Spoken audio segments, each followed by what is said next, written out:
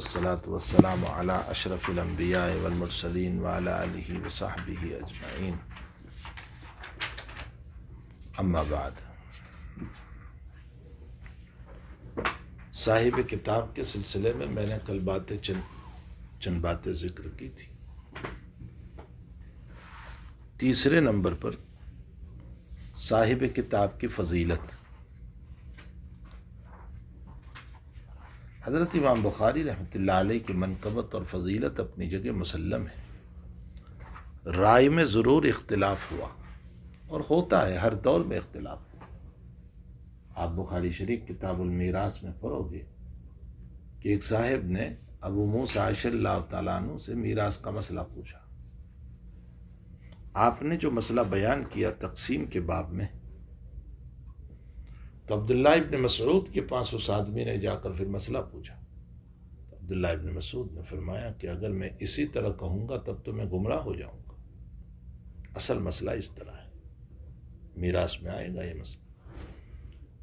جب ابو موسیٰ رضی اللہ تعالیٰ عنہ کے پاس اس آدمی نے جا کر پھر واپس کہا کہ عبداللہ ابن مسعود نے تو اس طرح بتایا، فرمایا جب تک یہ حبر الامہ موجود ہے مجھے نہ پوچھو، یعنی ابن مسعود رضی اللہ تعالیٰ عنہ جب تک موجود ہیں مجھے نہ پوچھو۔ اس کے علاوہ بے شمار واقعات ہیں، اختلاف رائے اپنی جگہ ہوتا ہے۔ کبھی انسان کے اپنے علم کے اعتبار سے انسان کوئی بات بیان کرتا ہے۔ حضرت امام بخاری رضی اللہ تعالیٰ عنہ سے بھی اختلاف رائے ہوئے ہیں لوگوں کے، لیکن ان تمام اختلاف رائے کے باوجود آپ کی فضیلت، فوقیت، منقبت مسلم ہے، اور ساری دنیا نے آپ کا لوہا مانا ہے۔ آپ کے سلسلے میں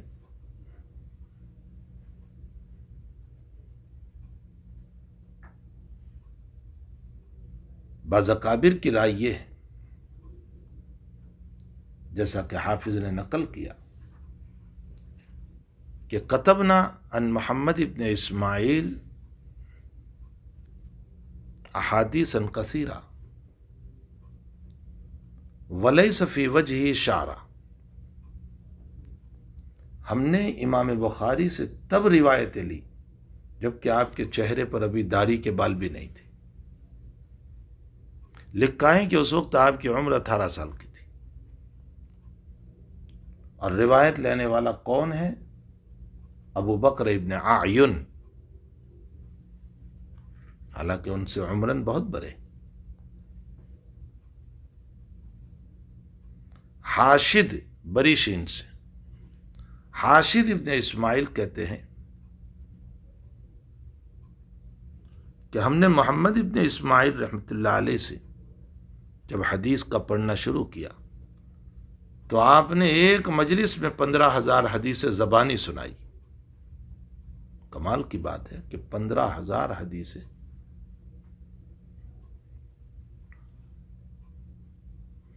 تاریخ بغداد میں لکھا ہے کہ بغداد کے چند علماء، 10 علماء آپ کی خدمت میں حاضر ہوئے،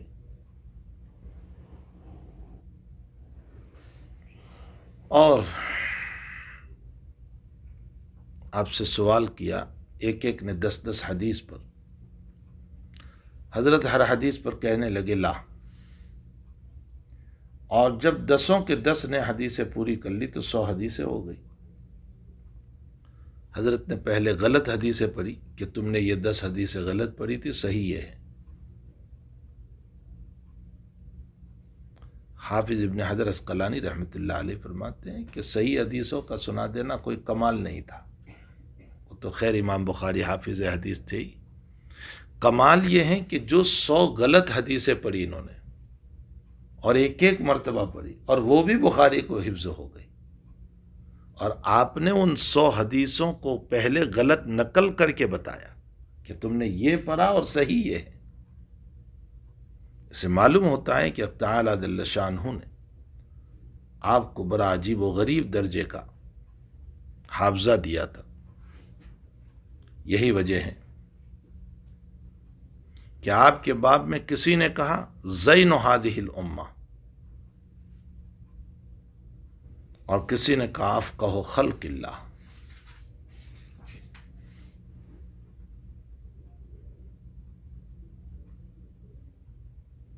یہ مختلف القاب کا بیان کرنا یہ اس بات کی دلیل ہے کہ زمانے کے اکابر نے آپ کو تسلیم کیا ہے۔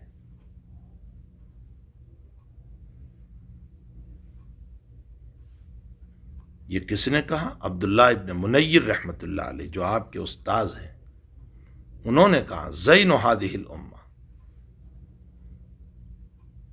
فقیہ هذه الامہ۔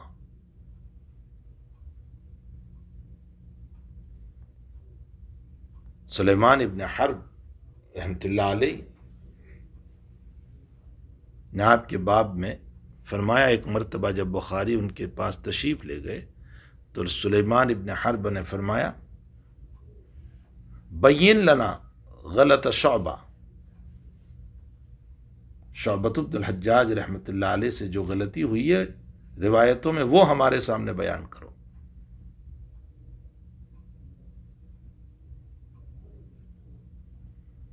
محمد ابن بشار رحمۃ اللہ علیہ نے فرمایا افقہ خلق اللہ فی زماننا،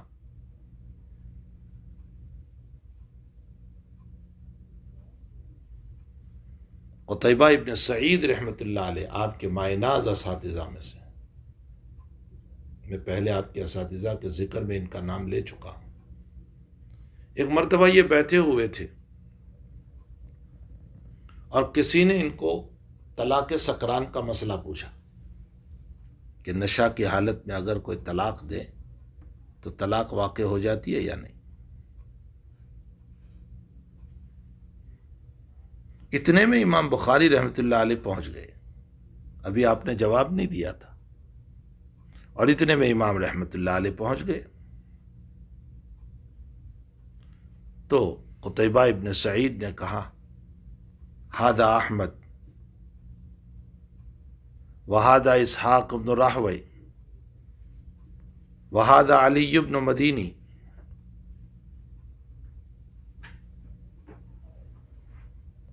قد ساقہم اللہ الیک۔ یہ بخاری جو ہے احمد بھی ہے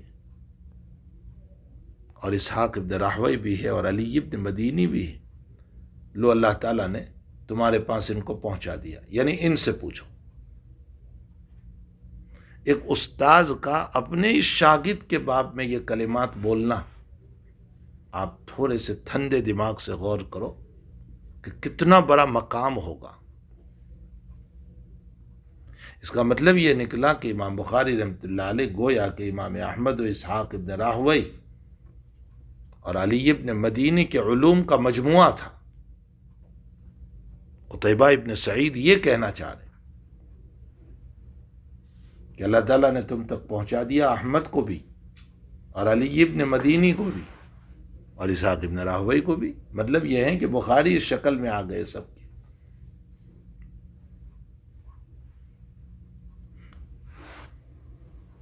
یہ کہہ کر قتیبہ ابن سعید نے اشارہ کیا امام احمد ابن حنبل امام بخاری کی طرف، بلکہ ابو عمرو خفاف رحمۃ اللہ علیہ فرماتے ہیں ان محمد ابن اسماعیل البخاری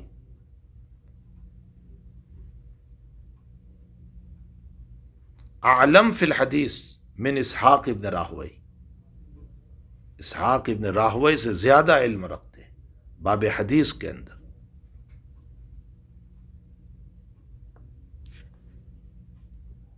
وَأَعْلَمْ مِنْ احمد ابن حنبل 20 درجۃ، یعنی اسحاق ابن راہوی اور امام احمد سے 20 درجہ اونچے ہیں۔ یہ خود ابو عمرو خفاف رحمۃ اللہ علیہ نے آپ کے باب میں فرمایا۔ یہ زمانے کے اکابر کا آپ کے باب میں یہ کلمات کہنا، یہ آپ کے فضائل، آپ کے مناقب پر دلالت کرتا ہے، آپ کے مرتبے پر، آپ کے مقام پر دلالت کرتا ہے۔ آپ کا مسلک کیا تھا؟ شیخ الاسلام ابن تیمیہ رحمۃ اللہ علیہ نے لکھا ہے کہ اما امامان امام البخاری و ابو داؤد کانا متحدان، دونوں متحد تھے۔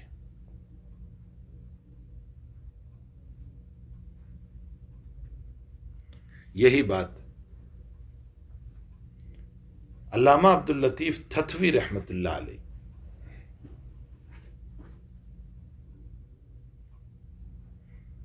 علامہ زاہد کوثری، علامہ انور شاہ صاحب کشمیری، حضرت شیخ زکریا رحمۃ اللہ علیہ نے بھی فرمائی۔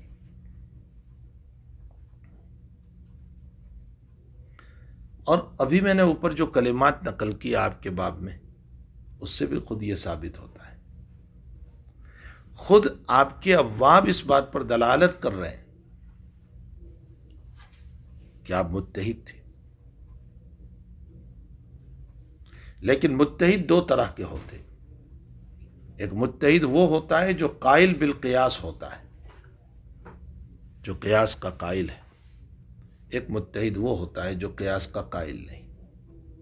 امام بخاری قیاس کے قائل ہے یا نہیں، یہ مسئلہ مختلف فیہا ہے، اور اس مسئلے کو امام بخاری رحمۃ اللہ علیہ نے کتاب الاعتصام بالکتاب والسنہ، جو بخاری شریف کے اخیر میں کتاب آئے گی، ایک کتاب سے پہلے، وہاں یہ مسئلہ بیان کیا ہے۔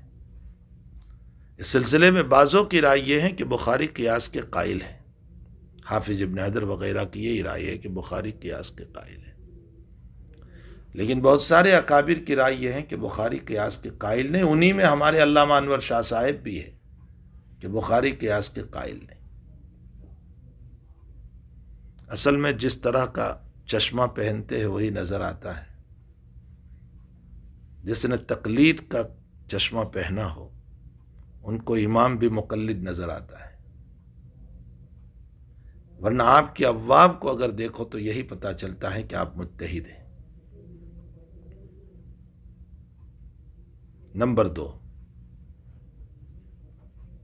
شاہ ولی اللہ صاحب رحمۃ اللہ علیہ فرماتے ہیں کہ آپ متحد منتسب الی الشافعی تھے،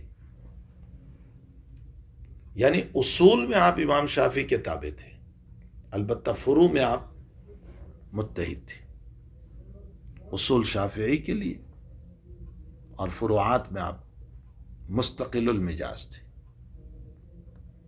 علامہ ابن قیم رحمۃ اللہ علیہ نے آپ کو اصحاب احمد میں سے لکھا، یعنی حنبلی تھے، لیکن بھئی امام احمد کے شاگرد ہونے سے آپ کا حنبلی ہونا تو ثابت نہیں ہوگا۔ دلیل یہ پیش کی ہے کہ آپ امام احمد کے شاگرد ہیں، کسی استاذ کے اور مسلک والا ہونے سے اس کے مسلک پر شاگرد بھی ہو یہ ضروری نہیں۔ بہت سے لوگ شافعی المسلک سے پڑھتے ہیں حالانکہ خود حنفی ہوتے ہیں۔ تاج الدین سبکی رحمۃ اللہ علیہ نے طبقات شافعیہ میں آپ کو شافعی لکھا ہے۔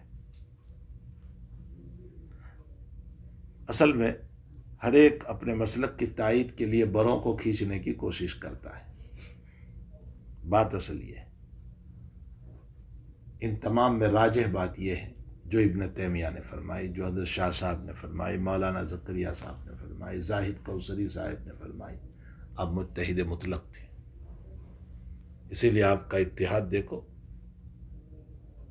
ایام حیض میں قرآن پڑھ سکتے ہیں یا نہیں، مستقل آپ کا مسلک ہے۔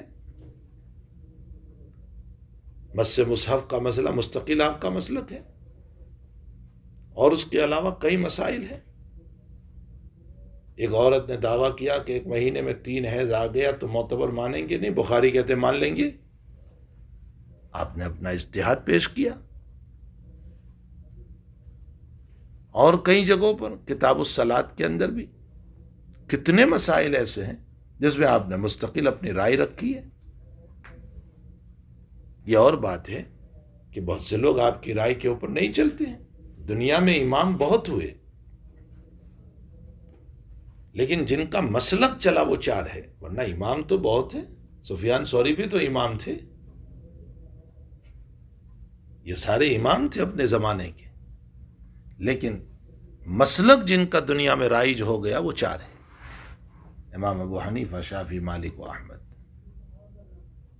یعنی ان کی اتباع اور ان کے فالوور دنیا کے اندر ہو گئے۔ تو امام بخاری اپنی جگہ ایک امام ہے، متحد مطلق ہے، اپنے استنباطات ہیں آپ کے، جو آپ بخاری پڑھو گے تو وہاں آپ کو جگہ جگہ آپ کا فقہ، اسی لیے بہت مشہور ہے فقہ البخاری فی تراجمہ. اگر بخاری کی ذہانت اور فقاہت دیکھنا ہو تو آپ کے تراجم کو دیکھو. اور سب سے بڑی چیز یہ ہے کہ امام بخاری کے دعوے کو دلیل سے ثابت کرنا سب سے مشکل کام بخاری میں یہ ہے. دعویٰ کیا کریں گے، دلیل کیا پیش کریں گے، اس حدیث سے اس بات کو ثابت کرنا یہ ایک بہت بڑا مسئلہ ہے. اسی لیے بخاری کے ابواب پر لوگوں نے کتابیں لکھی، الابواب والتراجم کے نام سے بہت ساری کتابیں صرف تراجم پر لکھی گئی. یہ شاہ ولی اللہ صاحب کا رسالہ ہے شروع میں تراجم ابواب پر.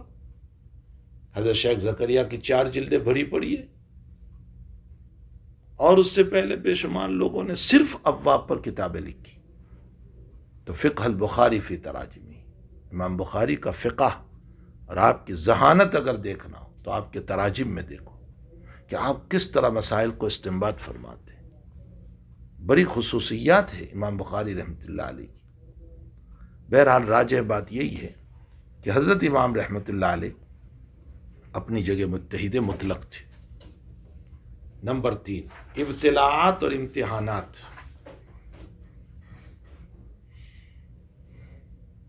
بدیہی بات ہے کہ جو آدمی جتنا بڑا ہوتا ہے اس کی زندگی میں حالات بھی اتنے ہی ہوتے ہیں. یہ مسلم مسئلہ ہے. جو آدمی جتنا بڑا ہوگا حالات اتنے ہی آئیں گے اس پر، ان کے دشمن بھی اتنے ہی ہوں گے. ظاہر سی بات ہے کہ امام بخاری رحمۃ اللہ علیہ سے متعلق بھی اس طرح کے مسائل ہوئے.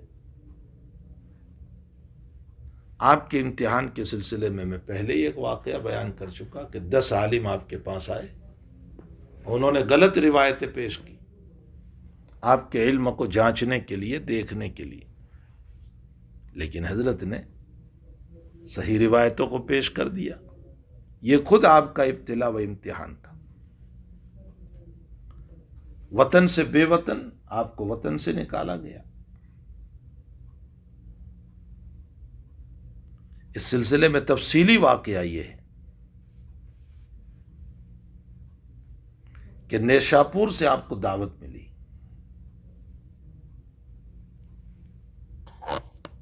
اور نیشاپور جو ہے مرکز العلوم تھا اور بے شمار اکابر وہاں تھے.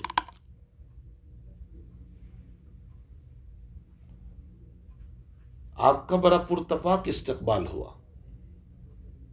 10,000 آدمیوں نے آپ کا استقبال کیا. بادشاہ وقت خود استقبال کے لیے نکلا تھا. وہاں علامہ محمد ابن یحییٰ زحلی رحمۃ اللہ علیہ بھی تھے. طلباء نے جب اجازت مانگی آپ کے سبق میں جانے کی تو علامہ زحلی نے فرمایا ضرور جاؤ، لیکن خلق قرآن کا مسئلہ نہ پوچھنا. خلق قرآن مخلوق ہے یا اللہ کی صفت ہے؟ یہی تو مسئلہ تھا نا، جس میں امام احمد کو جیل میں جانا پڑا اور امام احمد نے ثابت کیا کہ نہیں، یہ اللہ کی صفت ہے، مخلوق نہیں.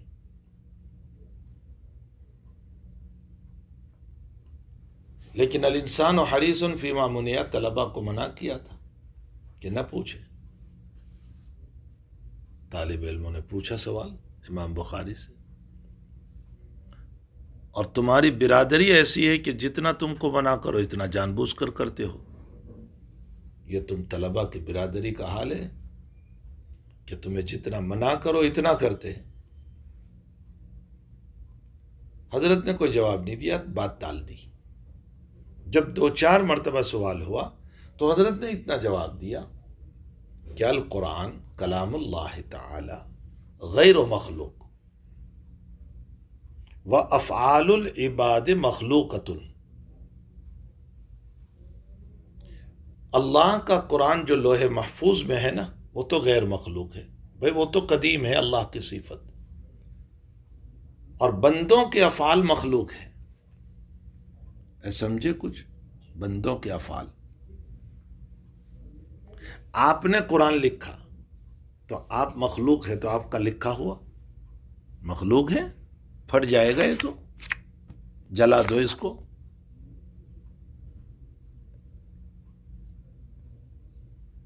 ہاں اس کے ضمن میں جو معانی ہے وہ اللہ کا کلام ہے، لیکن لوگ سمجھے نہیں، اور بات مشہور کر دی کہ امام بخاری رحمۃ اللہ علیہ قرآن کو مخلوق کہتے ہیں، یعنی معتزلہ کے ساتھ جوڑ دیا۔ نتیجہ یہ ہوا کہ ہوا جب چلتی ہے تو لوگ تحقیق کم کرتے ہیں، بالآخر امام بخاری کے لوگ دشمن بنے اور حضرت کو نیشاپور چھوڑنا پڑا۔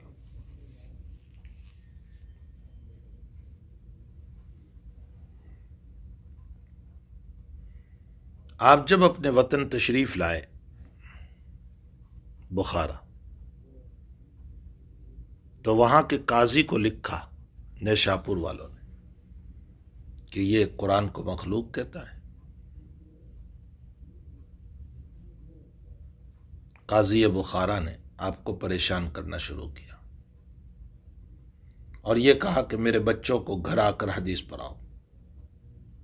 حضرت نے منع کر دیا کہ حدیث کوئی ذلتی کی چیز نہیں ہے کہ میں گھر گھر جا کر پڑھاؤں۔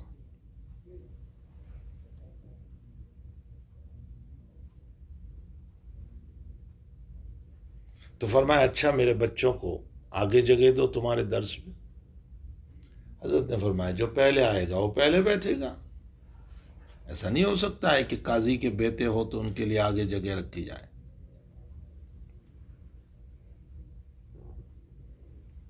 بالآخر طرح طرح سے پریشان کیا، حتیٰ کہ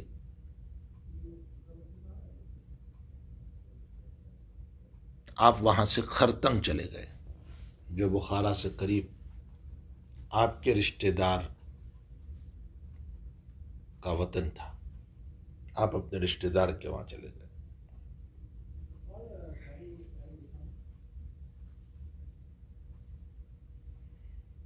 پھر دوبارہ نیشاپور سے دعوت آئی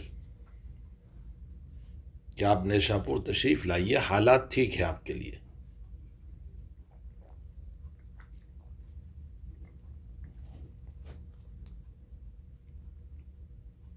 حضرت نے رمضان المبارک کو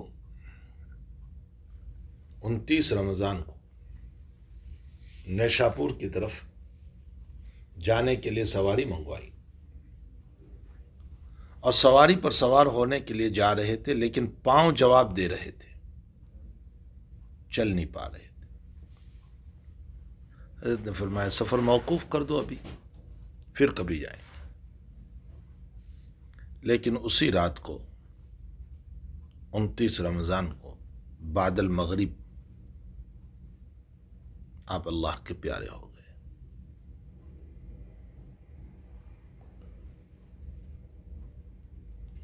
ایک اور واقعہ آپ کی طرف ایک غلط منسوخ کیا جاتا ہے، اور وہ واقعہ یہ ہے کہ امام بخاری رحمۃ اللہ علیہ نے ایک فتویٰ دیا ہے کہ ایک بکری کا دودھ 2 بچے اگر پی لے تو رضاعت ثابت ہو جائے گی۔ ایک بکری کا دودھ 2 بچے پی لے انسان کے تو دونوں رضائی بھائی بن گئے۔ یہ امام بخاری کی طرف ایک غلط مسئلہ منسوب ہوا، لیکن حقیقت یہ ہے کہ یہ غلط ہے، جھوٹا ہے۔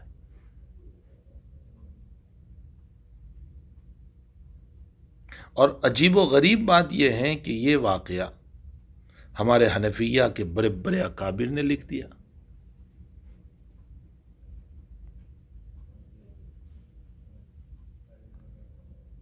حتیٰ کہ کفایہ، عنایہ، ارے بیرستر احناف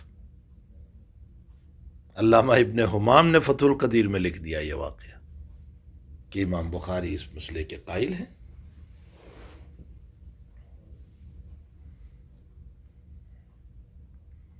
حتیٰ کہ بحر الرائق میں بھی یہ واقعہ لکھا ہے، شرح کنز الدقائق میں۔ اصلاً یہ واقعہ چلا کہاں سے؟ سب سے پہلے کس نے لکھا یہ واقعہ؟ سب سے پہلے علامہ سرخسی رحمۃ اللہ علیہ نے اپنی مبسوط میں لکھا۔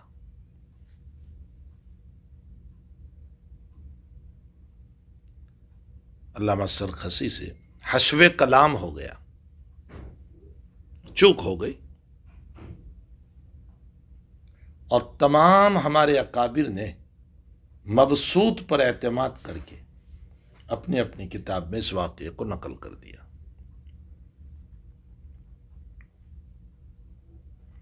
اب دلائل سنو کہ یہ واقعہ غلط ہے، نسبت غلط ہے۔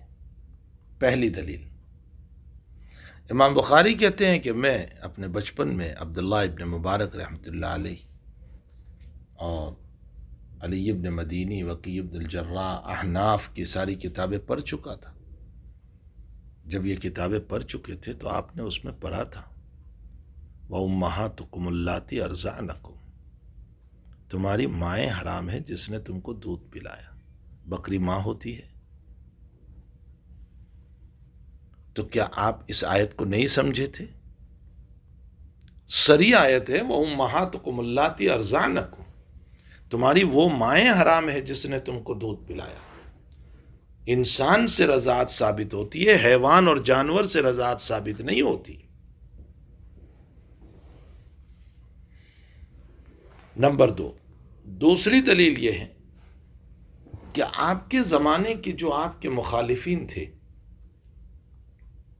اگر اتنا بڑا واقعہ پیش آیا ہوتا اور ایسا فتویٰ اگر دیا ہوتا تو جہاں مخالفین نے اتنی باتیں نقل کی، مثلا میں کل کے سبق میں آپ کو بتا کر آیا کہ آپ ایک سبق میں گئے اور باہر نکلے، پوچھا کتنی حدیثیں پڑھی؟ آپ نے کہا اثنین، فرمایا لا حدیثین۔ اس کو بھی لوگوں نے نقل کر دیا۔ تو جہاں آپ کے زمانے کے وہ مخالفین ان کی ساری باتوں پر نظر رکھتے تھے، پھر یہ واقعہ کیوں بیان نہیں کیا ان لوگوں نے؟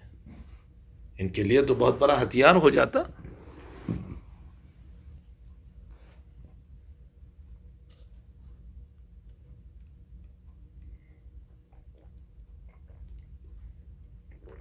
نمبر تین،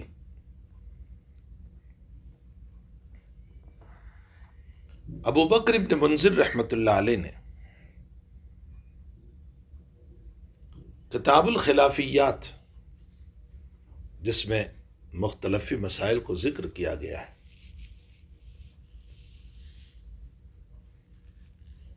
اس میں اس مسئلے پر جو گفتگو کرتے ہوئے پہنچے،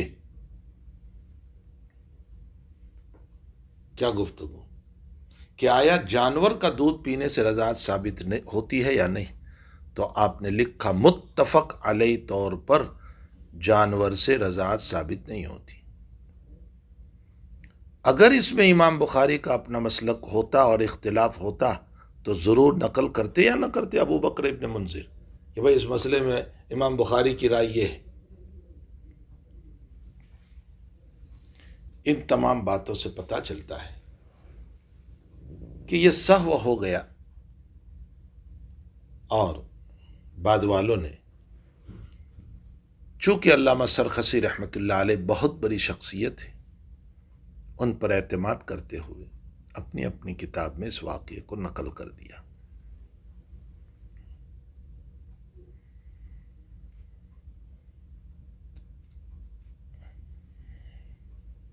ابھی میں نے آپ کو بتایا۔ اچھا، نیشاپور آپ کب تشریف لے گئے تھے؟ 250 میں۔ وہ جو گئے تھے نا نیشاپور 250 میں، اور یہی وجہ ہے کہ اس مسئلے میں چونکہ امام بخاری رحمۃ اللہ علیہ پر بڑے حالات آئے تھے قرآن کریم کے باب میں، اس لیے امام نے اپنی آخری کتاب، کتاب التوحید والرد علی الجہمیہ جو ہے سب سے آخری بخاری کی، اس میں بہت سارے ابواب قائم فرمائے ہیں اسی مسئلے کو مد نظر رکھتے ہوئے۔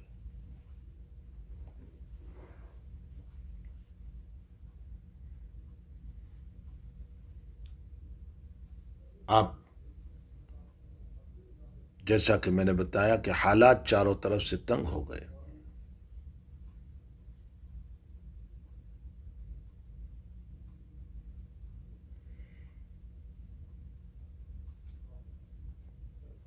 تو آپ کے شاگرد عبد القدوس فرماتے ہیں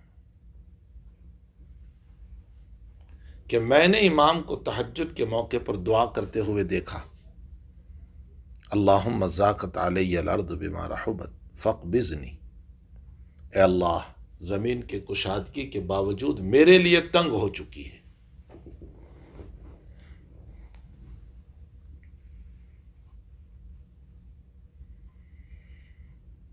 بس تو مجھے اٹھا لے۔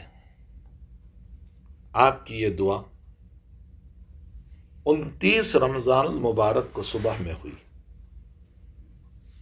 اور ظہر کے بعد آپ نے نیشاپور کا ارادہ فرمایا 29 رمضان کو، لیکن ہمت و طاقت نہ ہونے کی وجہ سے آپ نے سفر کو موقوف کیا،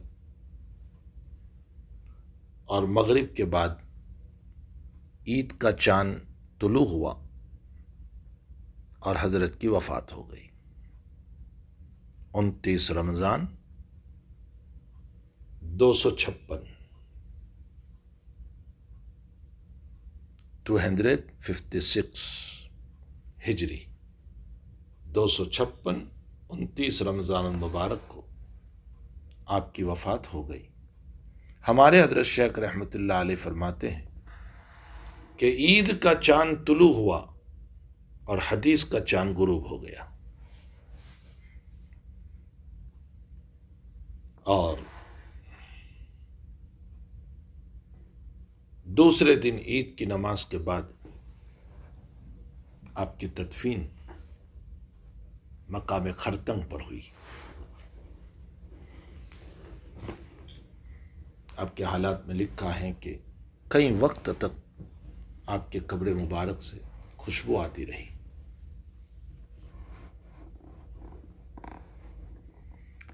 میں خود حاضر ہوا ہوں حضرت کی قبر پر،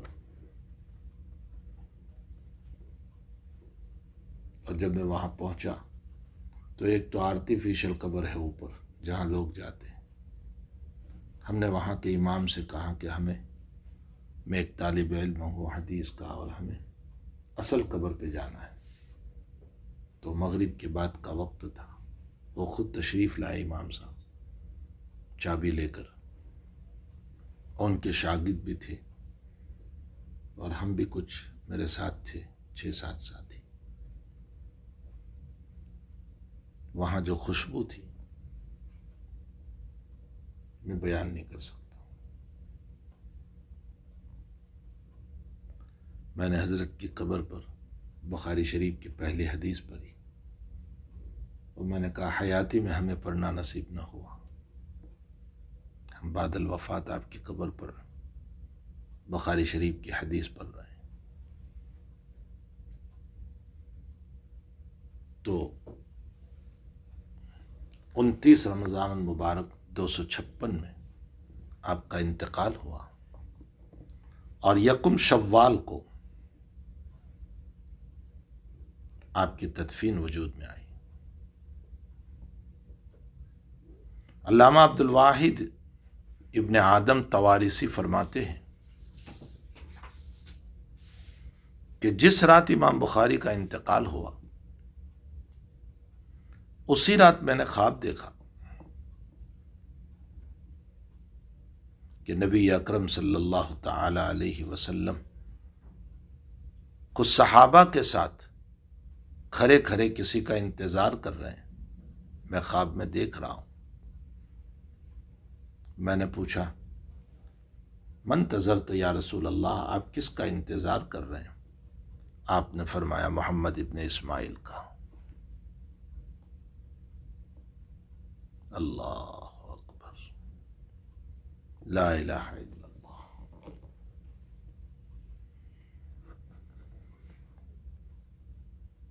عبد الواحد فرماتے ہیں صبح کو مجھے علم ہوا کہ آج کی رات ہی امام بخاری کا انتقال ہو گیا۔ آپ کی عمر 62 سال۔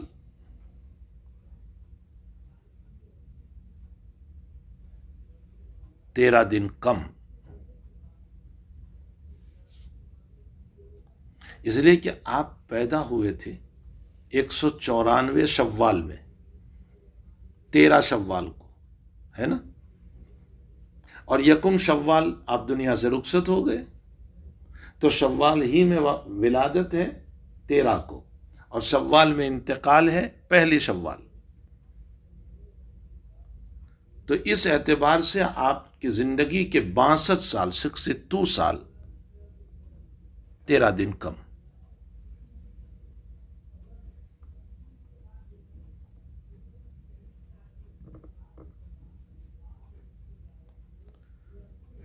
یہ آپ کی زندگی کے حالات تھے، امتحانات تھے، آزمائشیں تھیں۔ یہ تو میں نے موٹے موٹے واقعات بیان کیے ہیں، ورنہ زندگی کے اور بھی حالات تھے حضرت کے۔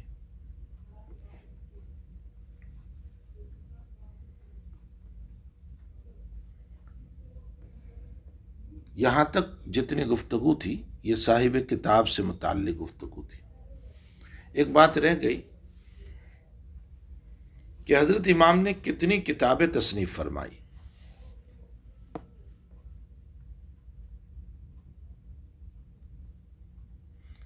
آپ کی زندگی کی سب سے پہلی جو تصنیف ہے وہ تو ہے فقہاء صحابۃ والتابعین۔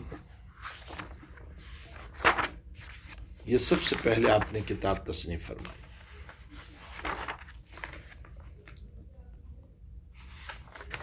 لیکن اس کے علاوہ آپ نے اور بھی بہت ساری کتابیں تصنیف فرمائی ہیں۔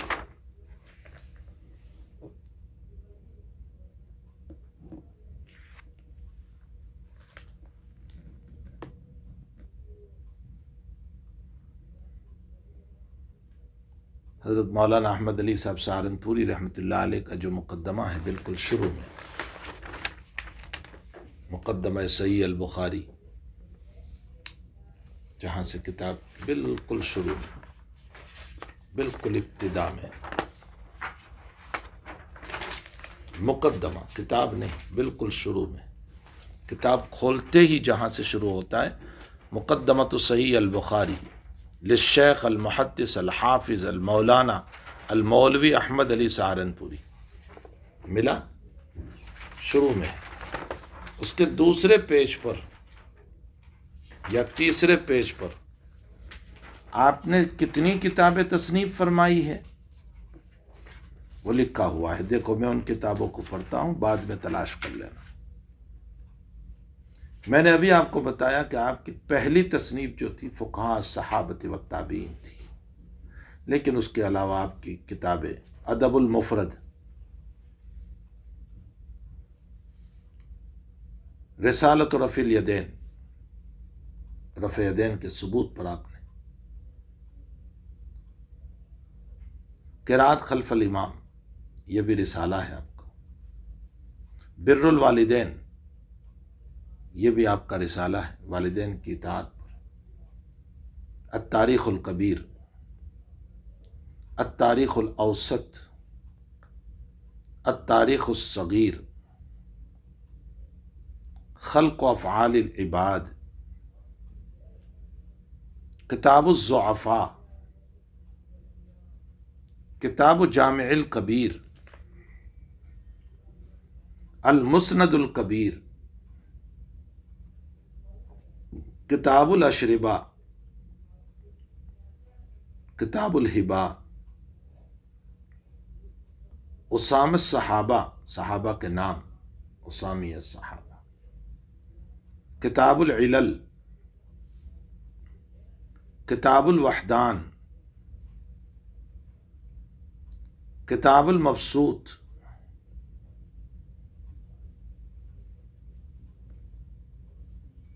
اور آپ کی یہ بخاری شریف، یہ ساری کتاب آپ کی۔ لیکن یہ یاد رکھو بھائی، ان تمام کتابوں کا وہ مقام نہیں ہے جو اس الجامع کا ہے۔ آپ نے جو اہتمام حدیثوں کے لانے کے لیے اس کتاب میں کیا ہے بخاری شریف میں، وہ اور کتابوں میں نہیں کیا۔ اس میں ضعیف روایتیں بھی ہیں، سمجھ میں آیا؟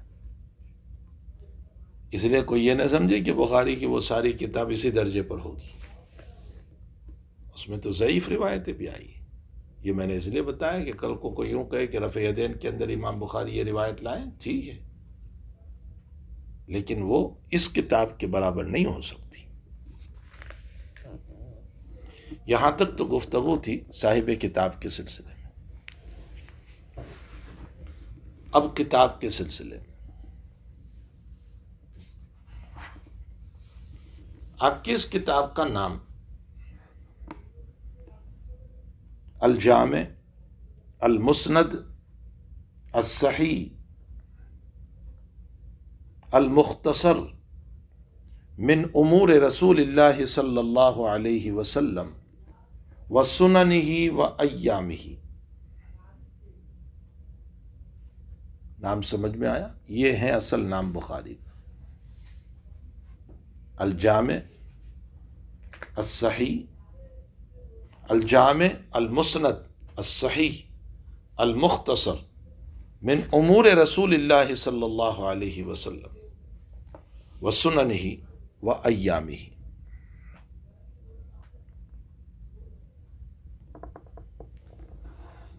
آپ نے اس کتاب کو کیوں تصنیف فرمایا؟ اس کی دو وجہ نقل کی جاتی ہے۔ ایک وجہ تو یہ نقل کی جاتی ہے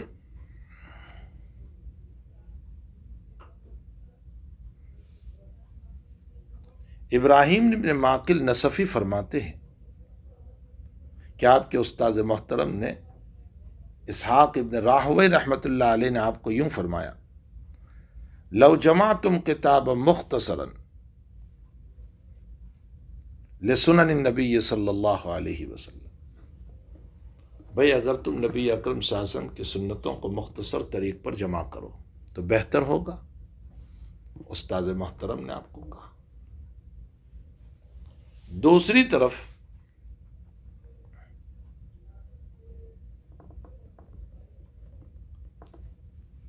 آپ کا ایک خواب نقل کیا جاتا ہے کہ امام بخاری رحمۃ اللہ علیہ نے خواب دیکھا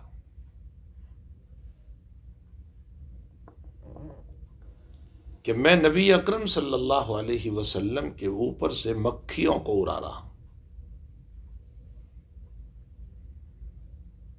تو معبر نے تعبیر دی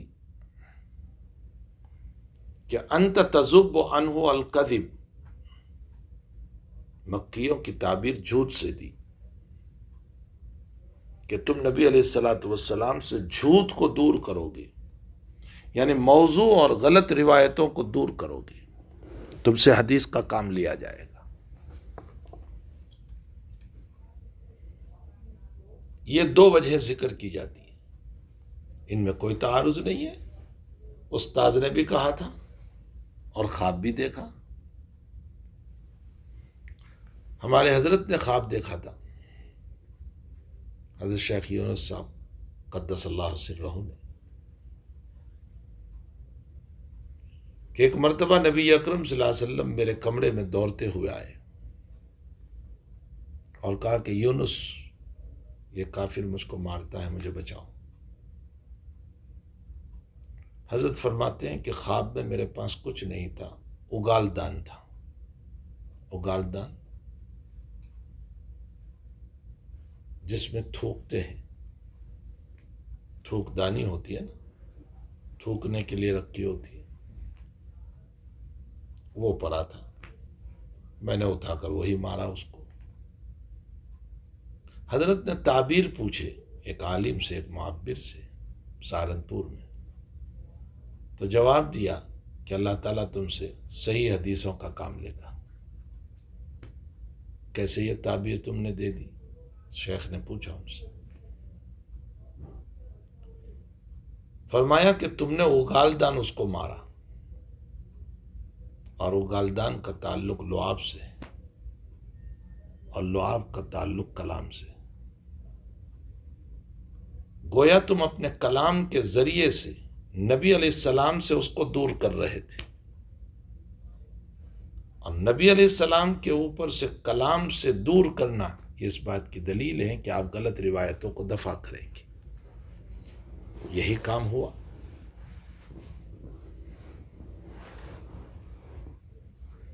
اسی لیے بھائی خواب کی تعبیر کے لیے بھی علم کی ضرورت ہوتی ہے، کیف متفق باولوں کی طرح نہیں، تعبیر بھی ایک علم ہے۔ اسی لیے لبیب بھی ہو حبیب بھی ہو، معبر جو ہے نا تعبیر دینے والا، وہ لبیب بھی ہو حبیب بھی ہو۔ لبیب کا معنی عقل مند اور حبیب کا معنی محبت کرنے والا، تو مناسب تعبیر دے گا۔ خیر، اس مسئلے کا تعلق کتاب التعبیر سے ہے۔ نبی علیہ الصلوۃ والسلام کا خواب آئے گا کتاب العلم میں۔ حضرت نے فرمایا میں نے دودھ پیا اور اتنا پیا کہ میری انگلیوں سے نکلنے لگا، پھر پیالے میں دودھ بچ گیا، میں نے عمر کو دے دیا۔ نبی کا خواب وہی ہے۔ صحابہ نے فرمایا کیا تعبیر یا رسول اللہ؟ فرمایا علم،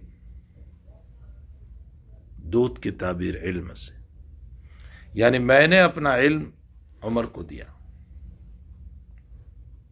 مناسبت کیا ہے؟ دودھ میں سفیدی ہے، علم میں نورانیت ہے۔ دودھ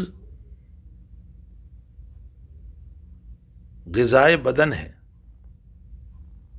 اور علم غذائے روح ہے، یہ ہے مناسبت دونوں کے درمیان۔ اس لیے حضرت نے تعبیر علم سے دی۔ تو حبیب بھی ہو لبیب بھی ہو۔ خطبات حکیم الاسلام دیکھ لینا، حضرت نانوتوی کا ایک واقعہ نقل کیا ہے قاری طیب صاحب رحمۃ اللہ علیہ نے، کہ ایک صاحب تشریف لائے اور اپنا خواب بیان کیا، تو حضرت نے فرمایا کہ 5 روپے والی تنخواہ دلاؤں، 5 روپے والا جاب دلاؤں یا 2 روپے والا دلاؤں؟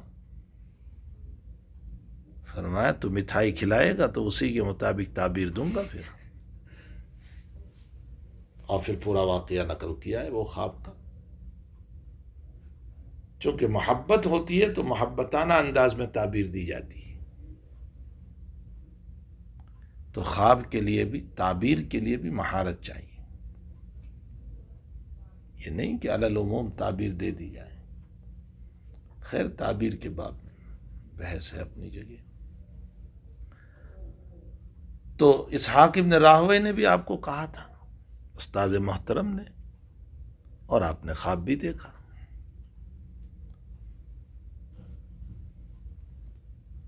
آپ نے اس کتاب کو کتنی مدت میں لکھا؟ ویسے صراحتاً امام بخاری نے یہ کہیں نہیں لکھا ہے کہ اس کتاب کو آپ نے کتنی مدت میں لکھا، لیکن علامہ ابو جعفر عقیلی رحمۃ اللہ علیہ فرماتے ہیں کہ آپ نے اپنی کتاب کو جب مکمل کیا تو اپنے 3 استاذوں کے سامنے پیش کیا، امام احمد ابن حنبل، یحییٰ ابن معین اور علی ابن مدینی۔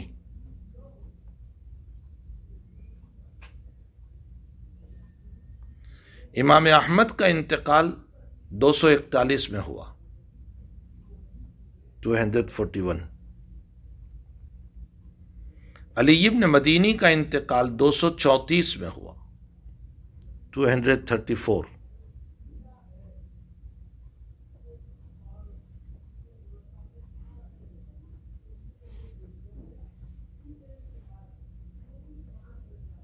اور یحییٰ ابن معین کا انتقال 333 میں ہوا۔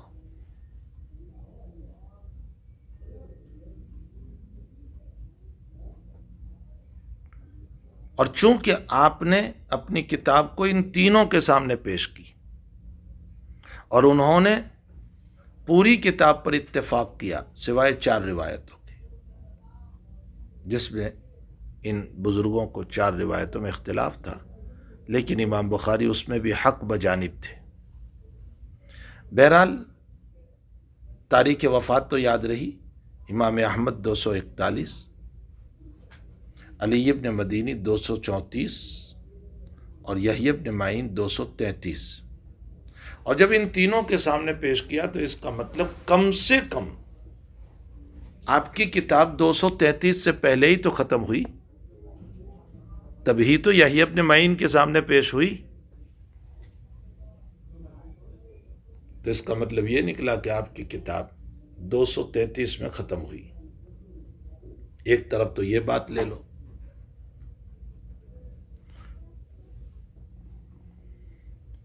دوسری طرف عبداللہ ابن رسائن رحمۃ اللہ علیہ فرماتے ہیں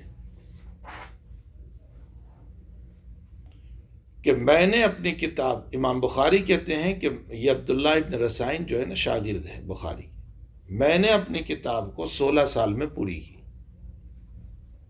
یعنی اس کتاب کی تصنیف میں 16 سال لگے۔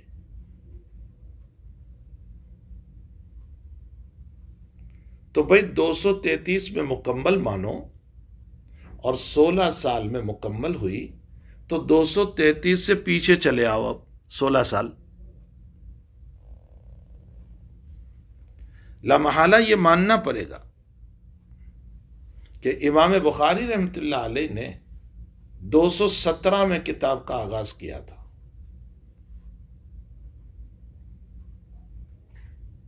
217 میں کتاب کا آغاز، اس لیے کہ 233 میں ختم ہوئی اور 16 سال پیچھے چلو تو 3 31 32 33 اور پھر 10 اور اس کے بعد 3 17 18 19 20، تو 217 میں آپ نے اپنی کتاب کا آغاز کیا تھا جب آپ کی عمر گرامی 23 سال کی تھی۔ احمقو، اتنی بڑی کتاب لکھنے کی عمر آپ کی 23 سال کی ہے۔ 23 سال کی عمر میں تو آپ نے کتاب لکھنا شروع کیا تھا، اور آپ فرماتے ہیں کہ میں نے 6 لاکھ حدیثیں جو ازبر کی تھی اس میں سے ان روایتوں کا انتخاب کیا، 1 2 حدیث نہیں، 6 لاکھ حدیثیں۔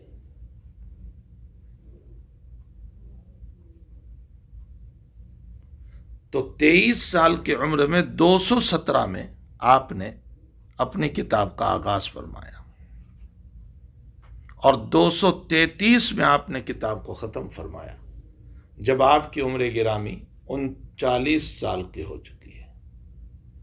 ارے 23 کے اوپر 16 لے چلو تو 39 ہو جائے گا، 39 سال، 39 میں آپ نے اس کتاب کو پورا فرمایا جب آپ کی عمر گرامی 39 کی تھی، اور اس کے بعد پھر اپنی اس کتاب کو پڑھاتے رہے وفات تک۔ یہ پوری تحقیق حضرت شیخ رحمۃ اللہ علیہ نے، مولانا زکریا صاحب رحمۃ اللہ علیہ نے فرمائی۔ خلاصہ کلام ان تمام قرائن کو ملانے کے بعد یہ نکل آیا کہ آپ نے اپنی کتاب کو پیش فرمایا 3 استاذوں کے سامنے، احمد، علی بن مدینی اور یحییٰ بن معین، اور یحییٰ بن معین کا انتقال 233 میں ہوا۔ اس کا مطلب یہ کتاب کم سے کم 233 میں ختم ہوئی، اور 16 سال آپ پیچھے چلو، اس لیے کہ عبداللہ فرماتے ہیں کہ امام بخاری نے یہ کتاب 16 سال میں لکھی۔ تو 16 سال جب ہم پیچھے چلتے ہیں تو اس کا مطلب امام نے 217 میں اس کتاب کا آغاز فرمایا جب آپ کی عمر گرامی 23 سال کی تھی، اور کتاب کا اختتام فرمایا 233 میں جب آپ کی عمر گرامی 39 سال کی ہو گئی، 39 ایئرس کی۔ یہ تصنیف کتاب کی عمر ہے آپ کی۔ اب اس طرح سمجھ لو کہ 194 میں آپ پیدا ہوئے، چھوٹی سی عمر میں علم حدیث کا ولولہ اور شوق، 11 سال کی عمر کے اندر آپ نے حج کرنے کے بعد اپنی والدہ اور بھائی کے ساتھ علم کی دنیا کے سفر کا آغاز کیا، اور اسفار کرتے کرتے آپ نے بے شمار روایتوں کو جمع کیا، یاد کیا، حافظ بنے، اور چھوٹی سی عمر میں مسند حدیث پر بیٹھ گئے، جیسا کہ آپ نے واقعہ پڑھا کہ ہم نے آپ سے اس وقت حدیثیں لی وَلَيْسَ عَلَى وَجْهِ شَعْرَةٌ، آپ کے داڑھی کے بال بھی نہیں نکلے تھے، اس وقت آپ کی 18 سال کی عمر تھی، اور آپ نے 23 سال کی عمر میں کتاب لکھنے کا آغاز فرمایا، اور 39 میں 39 میں آپ نے اپنی کتاب کا اختتام فرمایا، اور آپ نے اپنی کتاب کو اپنے 3 استاذوں کے سامنے پیش کیا، ان لوگوں نے اس پر صحت کا سکہ لگایا سوائے 4 روایتوں کے۔ اس سے یہ بھی معلوم ہوتا ہے کہ اگر ہم کوئی کتاب لکھیں تو اپنے بزرگوں کو پیش کریں دیکھنے کے لیے، اور پھر اس کے بعد 256 تک، آپ کی وفات 256 کو ہوئی، وہاں تک آپ مسلسل اس کتاب کا درس دیتے رہے۔ یہ خلاصہ ہو گیا، واللہ سبحانہ وتعالی